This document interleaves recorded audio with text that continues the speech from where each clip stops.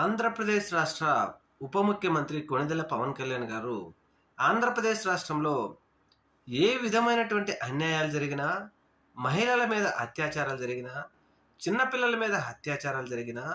రైతులకు అన్యాయం జరిగినా, వాలంటీర్లను ఉద్యోగాల నుంచి తీసేసినా, రేషన్ బియ్యం ఇచ్చే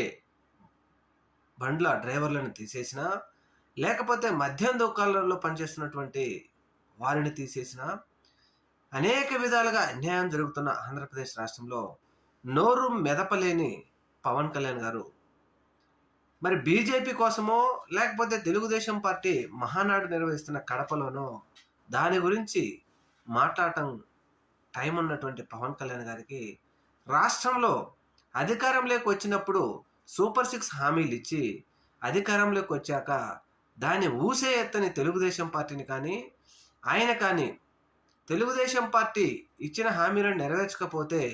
గల్లా పట్టుకొని అడుగుతానన్న పవన్ కళ్యాణ్ గారు మరి ఈరోజు వాటి మీద మాట్లాడటానికి టైం లేదు, కానీ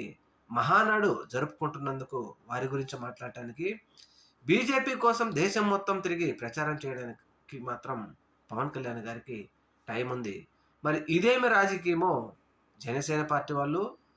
పవన్ కళ్యాణ్ గారు చెప్పాలి.